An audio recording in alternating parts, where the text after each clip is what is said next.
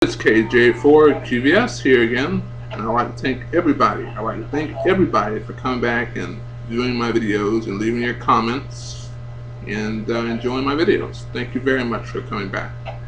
Now, in this video, I'll be talking about my analog scanner. There's another name for it, but I can't think of the name right now. This is not digital. This is not a trunking scanner. Just a regular analog scanner. Another thing for you ham operators, I'm not going to say cheap hams, but you ham operators on budget, you can easily pick up these type of scanners at flea markets. Unfortunately, I'm pretty sure there's hams out there that don't have flea markets in your local area, but I'm pretty sure you have thrift shops. Go there. If your mind say one day that you're sitting at home and you're eating dinner or something, or you're eating lunch or something, and they said, oh, go down to that thrift shop and check see what kind of electronics they have. You go down there and check them out. You never know what you'll find. And you'll get it for a little of nothing. You'll buy these devices for a little of nothing. Anyways, analog scanner.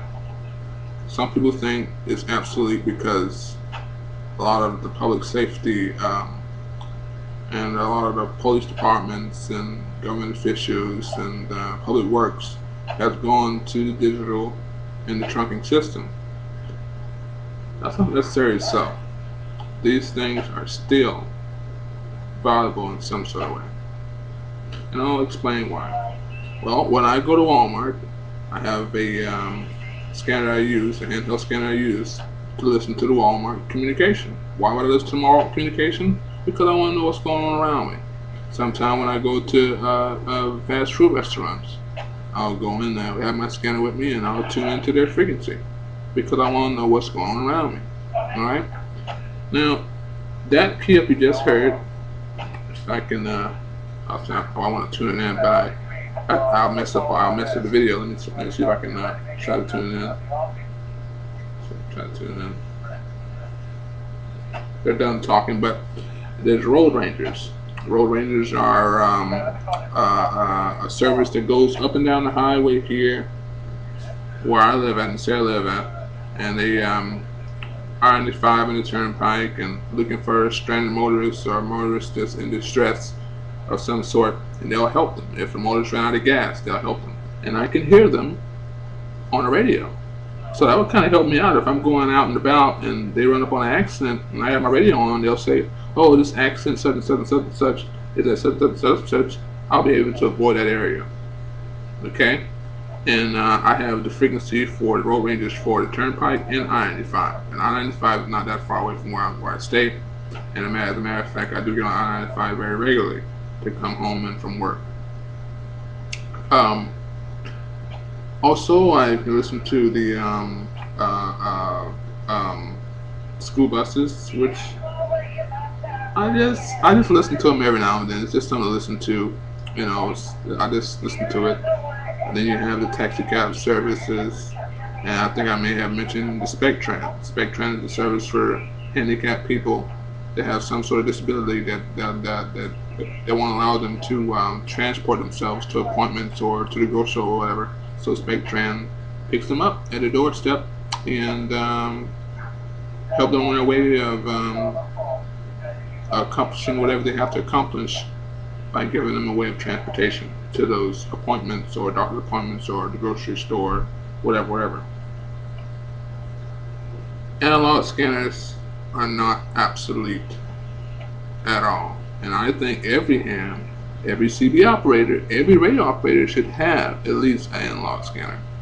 I'm talking about a trunk tracking or a digital trunk tracking scanner. I'm talking about an analog scanner because I personally, I think it's a good thing to have so you can hear what's going around you. Do you know how much UHF radio costs for these companies like Walmart and Target and Kmart or the school bus system or the SpecTran or even the Road Ranger that I'm talking about? These radios cost a lot of money. So I mean, of course you're going to utilize radios to communication. They use them in some kind of way because they didn't spend all that money for nothing.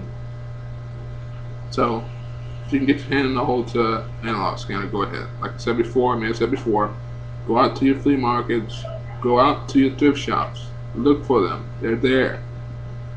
You can get one for 20 bucks, probably even less than that. You know, analog is not dead at all. It's well and swinging. And also, I want to mention that I listen to my scanner to monitor some of the ham frequencies, because I don't want to have my power supply running all the time. Which you can see in the back, I do have somewhat a big power supply, not a big power supply, but you know, power supply does draw a lot of power just by sitting there.